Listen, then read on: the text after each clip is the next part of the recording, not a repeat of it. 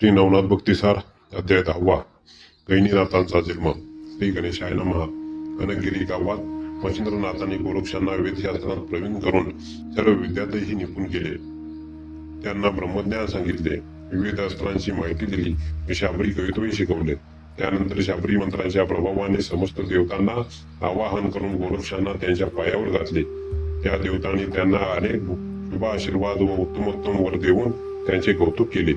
त्या प्रसंगी आपण या गोरक्षांना तपश्चर्येस बसवावे, म्हणजे त्यांचे बल, तेज व सामर्थ्य वाढेल, असे सांगून त्या सर्व देवता मच्छिंद्रनाथांना वंदन करून आपापल्या स्थानी गेल्या.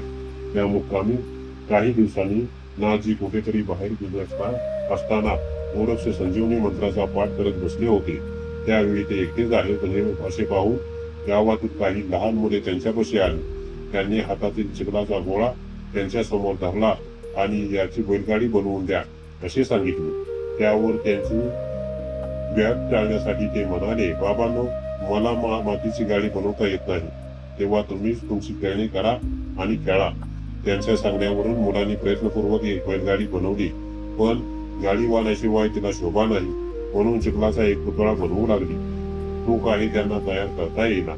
शेवटी ती मुले पुन्हा त्यांच्याकडे आली व कृपा करून या मातीपासून एक लहान माणूस बनवून द्या अशी विनंती करू लागली.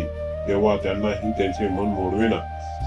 त्यांनी ती ओली माती घेतली आणि एकीकडे पुतळा बनवत असताना मुखाने संजीवनी मंत्राचा पाठ चालू ठेवला. त्यामुळे त्या मंत्राच्या प्रभावाने तो लहानसा कर्दम पुतळा सजीव झाला आणि त्या ठिकाणी एक बालक निर्माण झाले. ते आपल्या स्वभावास अनुसरून रडू लागले.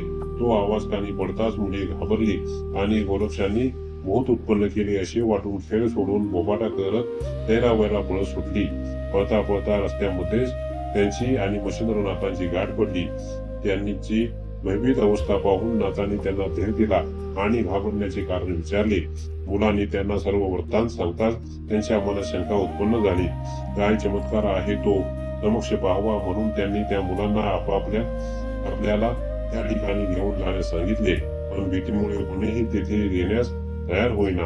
तेव्हा नाथांनी, तुम्ही जवळ येऊ नका, दुरूनच ते ठिकाण दाखवा असे म्हणून त्यांची समजूत काढली. त्याला होकार देऊन मुलांनी दूरूनच ते ठिकाण दाखवले. मच्छिंद्र तेथे गेले असता त्यांना गोरक्ष दिसले नाहीत, कारण इतर मुलांप्रमाणे तेही घाबरून जळून बसले होते. अचानक त्यांनी जमिनीवर रडत पडलेले एक नवजात बालक दिसले.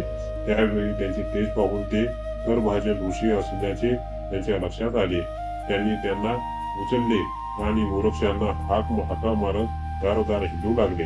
तेव्हा मच्छिंद्रनाथ भूताला घेऊन आलेले पाहून घरोघरची लहान मुले घाबरून गोंगाट घालून लपू लागली.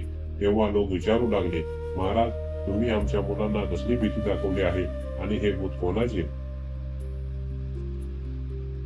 तेव्हा गोरक्षांना भेटल्याशिवाय मला काही सांगता येत नाही असे म्हणून ते पुढे जात राहिले. एके ठिकाणी मच्छिंद्रांची हाक ऐकून लपलेले गोरक्ष बाहेर आले, पण त्यांच्या हातात त्या बालकाला पाहून पुन्हा पळाले. तेव्हा नाथजींनी त्या बालकाला एका सुरक्षित ठिकाणी ठेवले आणि गोरक्षांना उडपून काढून प्रेमाने थोपटून सर्व काही नीट विचारून घेतले. त्यांनी घडलेला प्रकार सांगताच ते म्हणाले, अहो, घाबरू नका. पुतळा बनवताना तुम्ही म्हणत असलेल्या संजीवनी मंत्रामुळे त्या पुतळ्यात प्राण आले आहेत, हे लक्षात घ्या. तुम्ही जशी गोरातून जन्माला आलात, तसे हे करभाजन पुतळ्यात प्रवेश करून प्रकट झाले आहेत. ते तुमच्या माझ्यासारखेच मनुष्य आहेत. आपण त्यांचे गैनीनाथ असे नाव ठेवू. ते ऐकून गोरक्षांना बरे वाटले. मग ते दोघे त्या बालकापाशी आले आणि त्याला घेऊन मुक्कामी परतले. मच्छिंद्रांनी त्याला दूध पाजले आणि झाडांना वस्त्राची झोळी बांधून त्याला निजवले. ही वार्ता करता समस्त गावकरी चौकशी करण्याच्या उद्देशाने नाथांपाशी आले. त्यांनी त्या बालकाविषयी अधिक जाणून घेण्याची इच्छा प्रकट करताच त्यांनी सर्व काही सांगितले. ते वर्तमान ऐकून ते तक्कर झाले. नाथांच्या संजीवनी मंत्राचाच तो प्रभाव आहे हे कळताच त्यांनी त्याची प्रशंसा केली आणि त्यांच्या पायावर डोके ठेवून म्हणाले, या मुलाच्या बाबतीत आपण काय करायचे ठरवले आहे? त्यावर त्यांनी, मी याला घेऊन तीर्थयात्रा करणार आहे असे सांगताच ते म्हणाले, महाराज, या बालकाचा सांभाळ करणे आपल्याला शक्य होणार नाही. या गावात मधु आणि गंगा नावाचे एक सुखवस्तू ब्राह्मण दाम्पत्य आहे, पण त्यांना मुलबाळ नाही. तुम्ही त्यांना या बाळाला सांभाळण्यास सांगितले तर ते दोघे त्यांच्या संगोपनाची जबाबदारी मोठ्या आनंदाने स्वीकारतील.